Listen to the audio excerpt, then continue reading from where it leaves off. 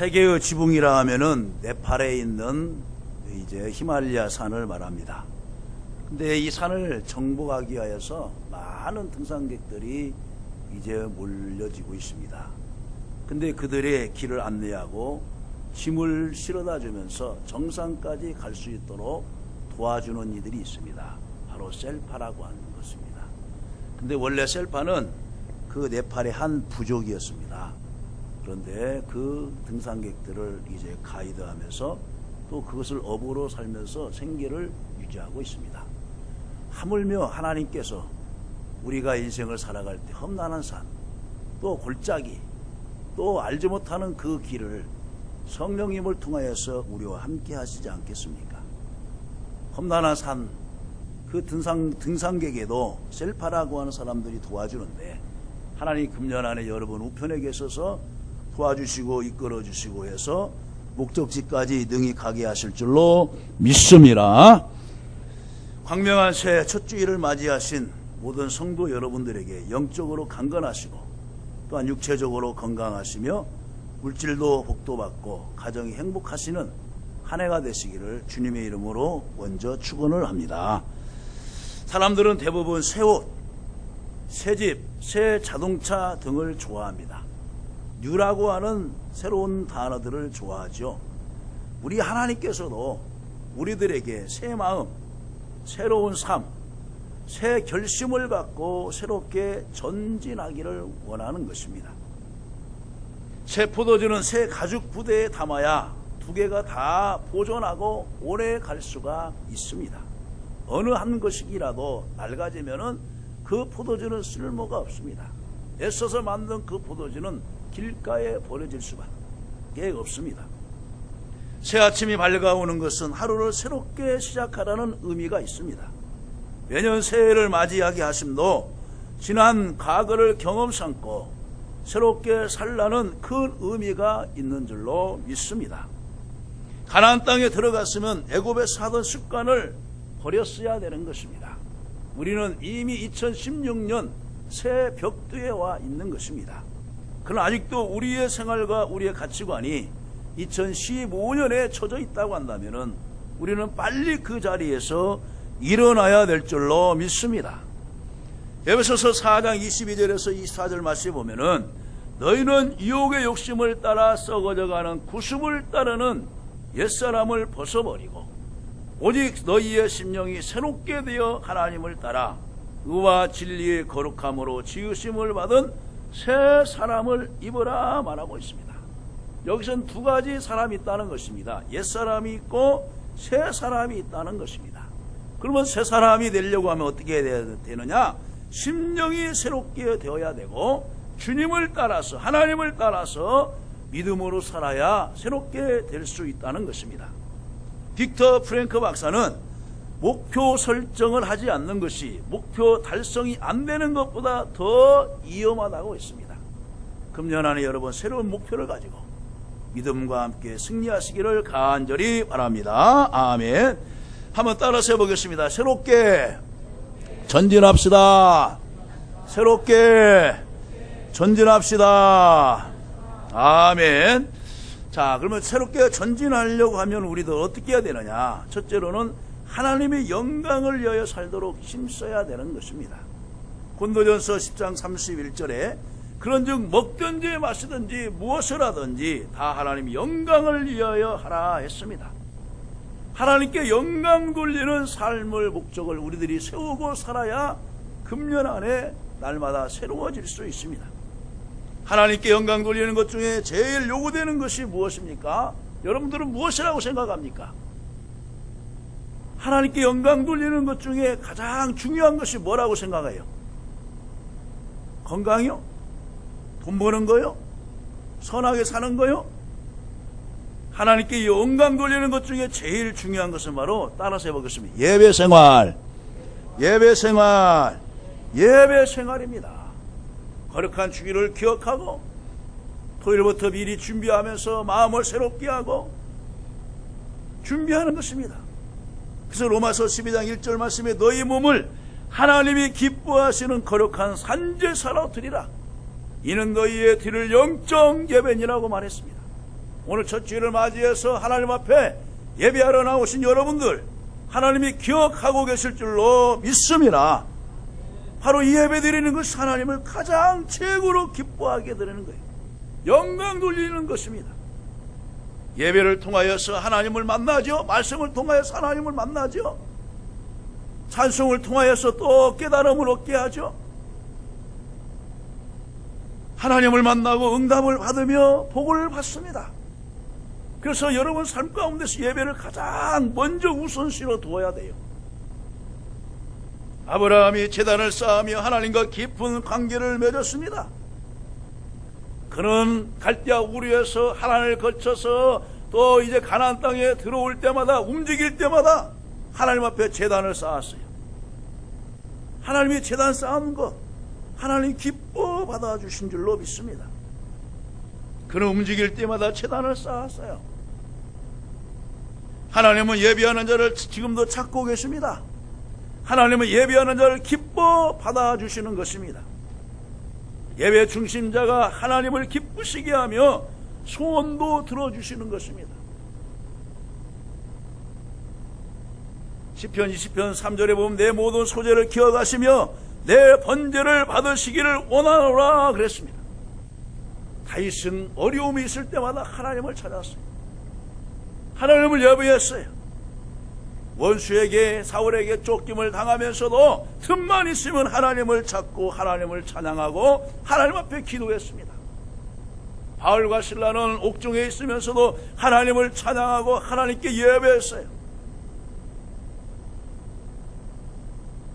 주일 오전 예배는 물론이거니와 오후 찬양 예배, 3일 밤 예배, 금요 기도회, 새벽 기도회 등 모든 예배 생활을 금년도 여러분 목표를 삼고 열심을 다해서 하나님 앞에 예배하시기를 주님의 이름으로 간절히 축원합니다.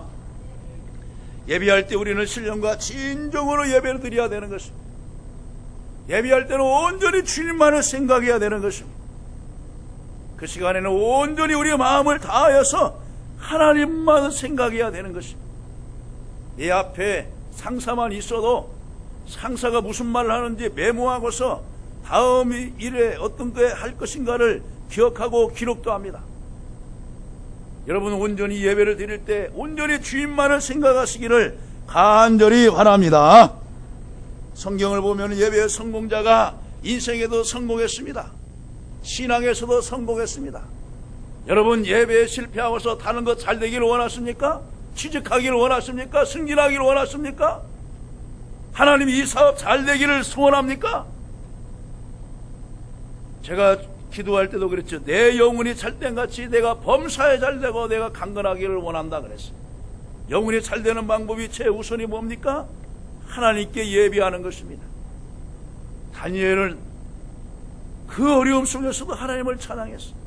하루에 3번씩 예루살렘을 향하여서 기도하면서 하나님을 찬양했어요. 하나님을 예배했어요. 여러분 모슬림들 이슬람들 하루에 몇 번씩 기도하고 그 이제 모스크를 향해서 기도하는 줄 아십니까? 5번을 합니다. 5번을. 5번을. 서울대학교에서 일어난 사건이죠. 지금 우리 한국이 계속해서 개방하니까 그런 이제 모슬림 국가에서 장학금을 학생들에게 보내주면서 우리 대학교들에게 계속해서 입학시켜요. 또 한국에서도 그만한 이 혜택도 주고. 그러니까 수업 시간에 뭐냐면은 이제 그 자기들 기도 시간이 되었어요. 그러면서 이제 자기 몇 사람들이 이제 그룹을 이제 그 반에 들어오잖아요. 그러면서 이제 기도를 하는 거예요.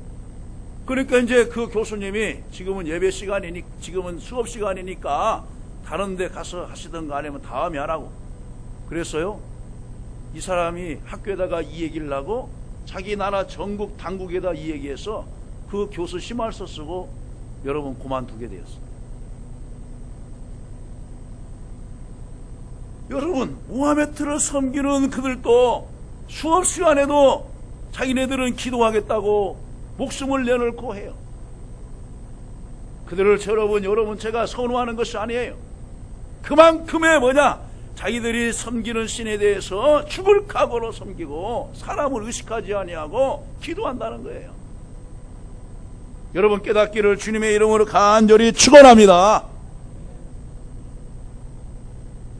시편 128편 내보면 하나님께 영광 돌리는 것이 또 뭐이냐? 행복한 가정을 유지해 나가는 것입니다. 여호와를 경외하며 그 도에 행하는 자마다 복이 있도다. 내가 내 손이 수고한 대로 먹을 것이라. 내가 복되고 형통하리로다 한 것 같이 온 가정이 하나님을 바로 섬기며 서로 사랑하고 존경하고 칭찬하며 기도하는 가정이 될 때에 하나님을 영화롭게 할 수가 있어요. 고넬료 가정 보세요. 그때 당시에 고넬료는 군대 장관이었어요. 많은 군사를 거느리고 있는 훌륭한 사람이었어요. 근데 그가 복음을 받아들였어요. 자기만 예수 믿은 것이 아니라 자기 가족들을 구원시키고 일가 친척들에게까지도 복음을 전해서 구원시켰어요. 그리고서 이제 베드로 사도가 자기 집안에 온다고 하니까 다 초청을 해서 가정 부흥회를 열었어요. 그러면서 말씀을 듣는 그 심령들 가족들이 다 성령의 충만함을 받은 줄로 믿으시기를 간절히 바랍니다.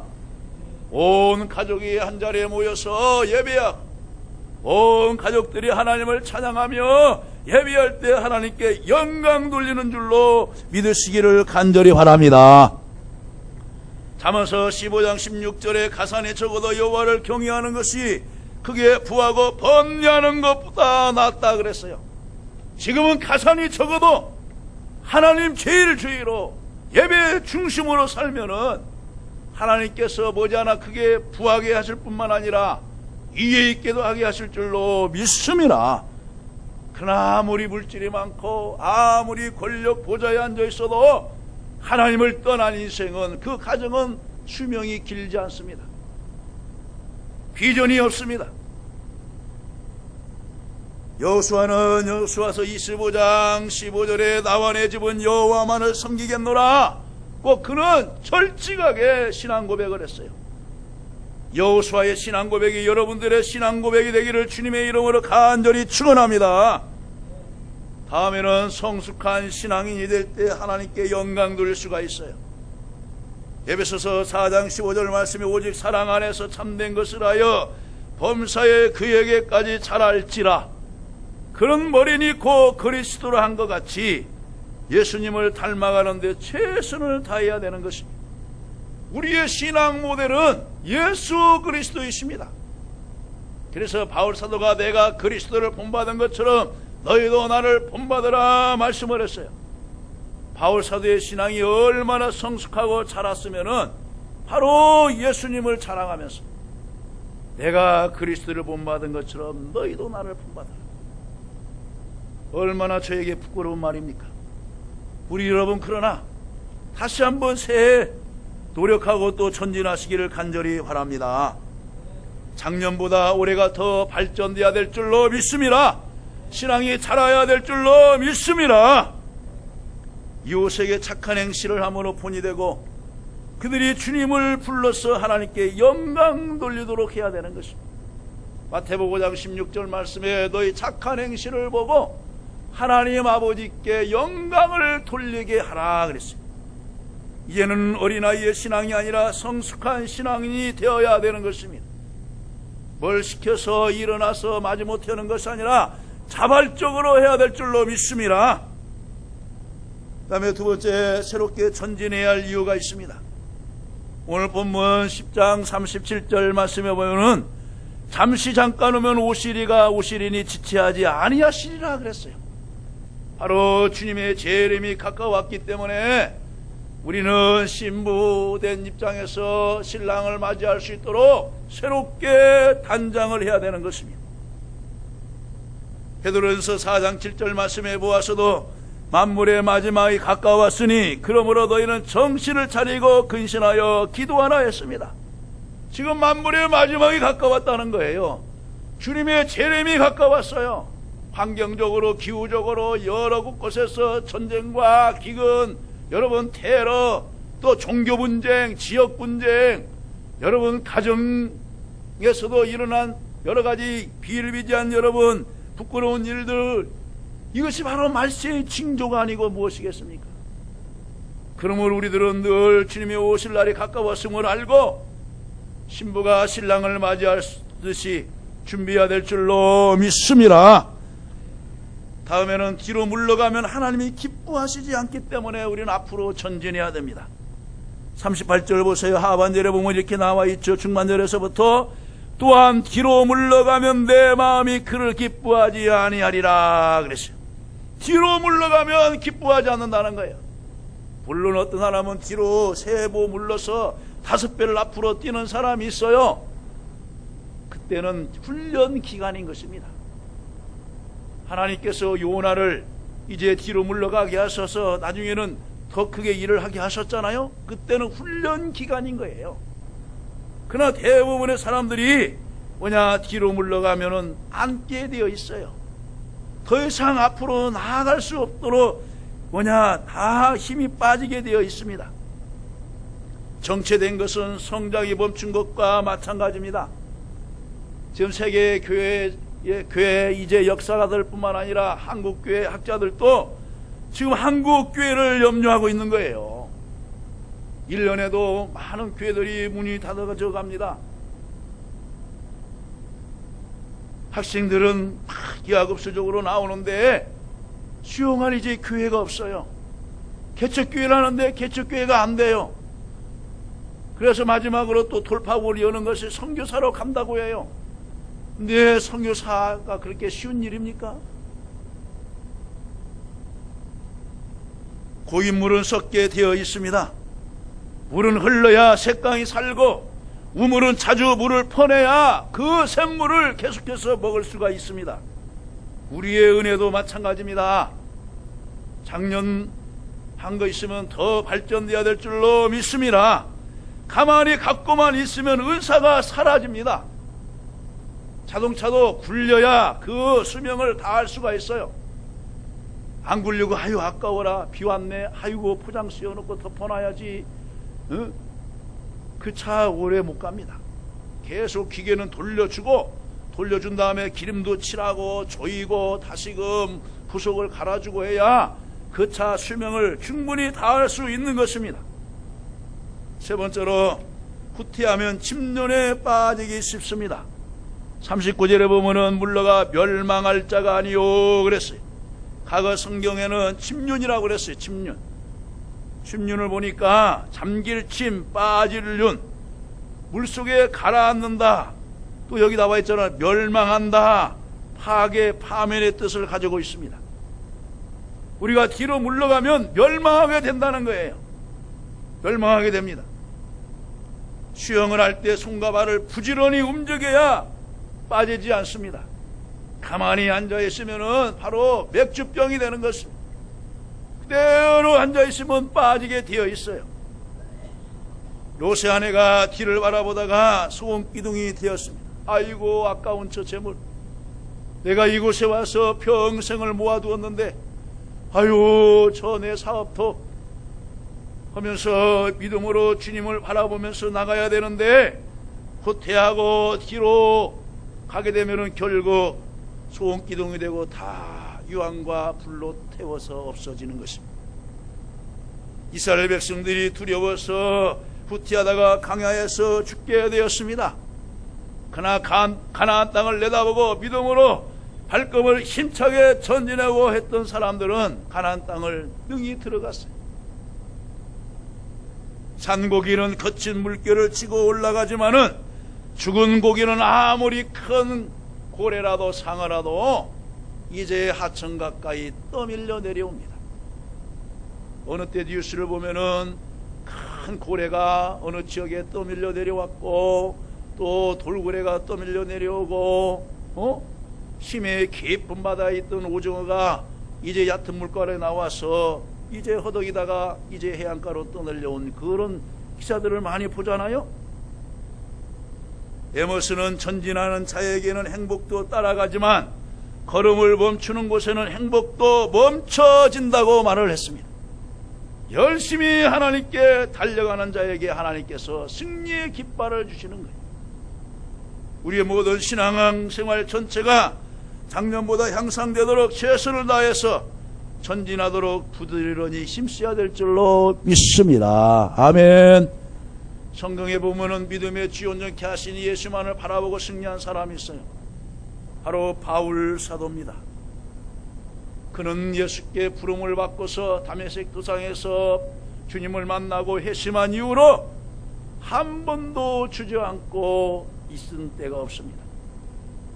지역을 다니면서 교회를 개척하고 또 그 교회가 잘 되어 있는가 또 신방하고 교회가 없는 곳에 또 교회를 세우고 그러다가 유대인들에게 돌로 맞아서 이제 기절했는데 죽은 줄 알고 성 밖에 던졌다가 하나님이 다시 살려주어서 또 일어나서 또 복음을 전하고 그러면서 그런 선한 싸움을 싸우고 달려갈 길을 마치고 믿음을 지켰습니다. 그렇기 때문에 지금도 2000년이 지난 우리의 지금도 그는 우리에게 영적으로 스승이 되고 우리에게 존경의 대상이 되고 있습니다. 세 번째로 신앙 전진의 비결이 있습니다. 여러분 대학 입시 이제 끝났고 이제 곧 학력 발표, 이제 합격 발표들이 다 이제 학교마다 이루어지죠. 그럴 때 각 학교에서 1등으로 들어간 수석 학생들에게 이제 묻습니다. 어떻게 공부를 했습니까? 예, 다른 비결은 없습니다. 교과서 중심으로 하고 이렇게 했습니다. 그러면서 교과서 중심으로 하고 평소에 열심히 했다는 거예요. 여러분 신앙생활에서도 다른 비결이 있습니까? 한때 구원파에서 제사함과 거듭남의 비밀, 구원은 제사함과 거듭남의 비밀이 있다고 하면서 막 미혹하여 성도들을 막 끌고 가고 한 일이 있죠. 여러분 예수 믿고 예수의 피로 씻음 받으면 그게 제사함 받는 거예요. 무슨 성경 공부를 하고 몇 주간 수련회를 갔다 와야 여러분 구원받고 확신 받습니까? 그렇지 않아요. 주 예수를 여러분의 구주로 믿고 입으로 시인하면 구원을 받은 줄로 믿습니다. 그리고 우리의 죄는 여러분 선한 행실로 인하여서 인덕을 쌓음으로 인하여서 효도를 잘함으로 인하여서 구원받는 것이 아니에요. 구원은 하나님의 선물이에요. 구원에 어떤 비결이 있어요? 비결 없어요. 예수 믿으면 구원이에요. 내가 길이요 진리요 생명이니 나로 맘지 않고 아버지께로 올 자가 없느니라. 영접하는 자에게는 하나님의 자녀가 되는 권세를 주셨으니 이는 혈과 육으로 된 것이 아니요 하나님의 뜻으로 난 것이니라. 신앙생활에는 따로 비결이 없어요. 평범해요. 첫째는 뭐냐? 예수를 바라보면서 전진하는 것입니다. 전진하는 거예요. 또 전진하는 거예요. 여러분 요즘 히말라야라고 하는 그 영화가 막 연말부터 뜨고 있잖아요. 한국인 등산인으로서 에베레스트를 정보가 등산가 이 얘기를 중심으로 해서 그 한 친구를 잃고 다시 가서 구해온 이 얘기, 구해왔다는 것이 살려고 와서 온 것이 아니고 시체를 찾으러 다시 갔다는 얘기죠. 우리들이 얼마나 도전이 됩니까? 우리는 일반 평범한 걸음도 가기 힘드는데 눈보라가 치고 콧수염에 코가 걸리고 동상을 걸리고 손가락이 2개 나가고 하면서도 또 전진해. PD가 물어봤어요. 왜 전진합니까? 왜 또 산을 갑니까? 나는 산이 좋아서. 여러 낙심된 사람에게 소망을 주기 위해서요. 희망을 주기 위해서요. 그 한마디예요. 산 잘 타는 비결이 있습니까? 열심히 훈련하고 그 산에 대해서 정보도 알고 체력도 탄탄히 하고 그런 비결이 없습니다.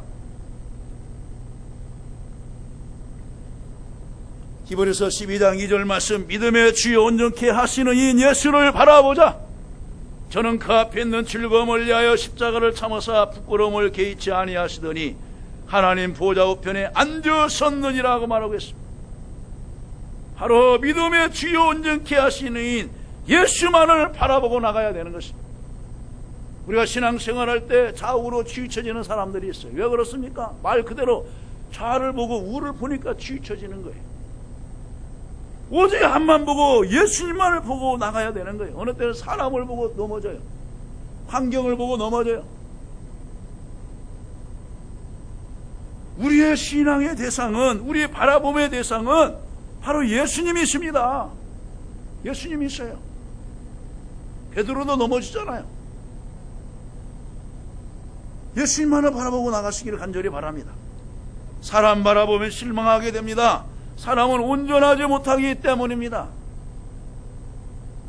한간에 우리나라 대성교회, 큰 대형교회 목사님의 어떤 뭔 것들이 막 어느 때는 유튜브에 뜨기도 하고 그러잖아요. 목사님이 그렇네, 목사님이 그렇네. 목사님도 사람이에요. 그럴 수도 있어요. 그러나 우리의 신앙의 대상은, 바라보는 대상은 바로 예수님이신 거예요. 사람 온전하지 못해요. 베드로도 부인하여 넘어졌고, 가룟 유다는 자기의 유익을 위해서 선생도 돈으로 팔아버리는데 누구를 믿겠습니까? 12 정탐들 중에 10사람은 부정적인 사람이라 하나님을 믿지 못하고 가나안의 군사력을 보고 지레 겁을 먹고 후퇴하자고 뒤로 돌아가자고 하다가 결국 가나안 땅을 발을 밟지 못했어요. 광야에서 죽고 말았습니다. 두 번째로 우리가 인내로서 전진해야 되는 것입니다. 오늘 36절 말씀해 보아서도 너희에게 인내가 필요함은 너희가 하나님의 뜻을 행한 후에 약속을 받기 위함이라 그랬습니다. 또한 12장 1절에 보면은 인내로서 우리 앞에 당한 경주를 경주하며 그랬어요. 어때요? 보면은 이제 마라톤으로 시작하면은 오늘 이제 이제 출발선에 우리가 섰습니다. 52주 출발선에 섰어요. 그래서 지금 심판이 지금 권총을 쏘면서 신호탄을 이제 탁 터뜨리는 거예요. 거기에 이제 맞춰가지고 열심히 달려갑니다. 볼트처럼 우리들이 달려가야 돼요. 전진을 위해서는 인내가 필요합니다. 인내는 헬라어로 히포모네인데 참는다, 싸워 나간다는 뜻이 있습니다. 자기 자신과 싸워야 돼요. 죄악과 싸워야 돼요. 세상의 유혹과 싸워야 나갈 수 있습니다. 산을 정복하는 등반대원들의 목표 지점을 향하여 어려움을 참아야 정복할 수 있고, 달리기 선수가 그 거리를 생각해서 땀 흘리면서 고통당하는 것도 달려야 목표 달성을 이룰 수 있습니다. 농부가 가을의 수확을 바라보고 모진 땀을 흘리면서 견딜 때 가을의 수확을 얻을 수 있습니다. 욥이 인내함으로 노년의 복을 배로 받지 않았습니까? 그래서 우리들에게 욥은 인내의 사람의 모범이라는 거예요. 여러분, 요셉 보세요. 13년간 참으면서 결국 애굽의 총리가 되었잖아요. 아브라함, 너에게 씨를 주겠다고, 약속의 자녀를 주겠다고 25년을 기다리고 결국 이삭을 얻어서 후손을 퍼뜨린 줄로 믿으시기를 간절히 바랍니다. 우리에게는 인내가 필요한 것입니다. 조금하다가 낙심하고 쓰러지는 사람에게는 비전이 없어요. 넘어지면 다시 일어나야 되는 것입니다. 하나님께서 다시 시작할 수 있는 은혜를 우리들에게 주셨잖아요. 세 번째로 우리는 오직 믿음으로 전진해야 되는 것입니다. 히브리서 11장 6절에 믿음이 없이는 기쁘시게 못하나니 하나님께 나아가는 자는 반드시 그가 계신 것과 그가 자기를 찾는 자들에게 상 주시는 이심을 믿어야 할지니라. 그래서 하나님 어떤 자를 기뻐하세요? 믿음 있는 자를 기뻐하세요. 그 백부장을 기뻐하셨잖아요. 이스라엘 중에서 이만한 믿음을 내가 찾지 못하였다. 가나안 여인을 칭찬했어요. 내 믿음이 너를 구원하였다. 그 귀신 들려가지고 있는 그 딸을 고쳤어요. 그 어머니의 믿음이 그 딸을 고쳤어요.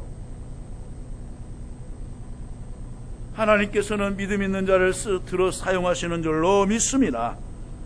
모세가 믿음으로 홍해를 가르고 전진한 것 같이 하나님은 우리와 함께 하셔서 믿음을 갖게 하시고 전진하게 하실 줄로 믿습니다. 쓰러지면 다시 일어나야 되는 것입니다. 의인은 7번 넘어질지라도 다시 일어나려니와 악인은 재앙으로 인하여 아주 엎드러지느니라 그랬어요. 다시 일어나요. 치어럽! 치어럽! 일어나는 자에게 박수를 해주는 거예요. 여러분, 학교 이제 100m 달리기에서도 1등 안에도 있어요. 그런데 열심히 달리다가 그 돌뿌리에 넘어져서 쓰러졌는데 다시 일어나서 열심히 달려. 비록 꼴찌를 가실지라도 간증들이, 엄마, 부모, 형제들이, 선생들이, 동급생들이 일어나서 막 박수를 쳐줘. 일어난 것이 다시금 중요해요. 여러분, 격투기 선수들 있잖아요. 그냥 그렇게 맞고 코피가 터지고 눈이 째지고 했는데 또 일어나요. 그래가지고 다음 라운드에서는 막 역전을 시켜요. 여러분, 얼마나 희열을 느끼지 않나요? 저 선수 피한다, 저 선수 완전히 이제는 안 됐네라고 하는데 다음 라운드에서는 막 역전을 시키는 거예요. 말씀을 뵙습니다.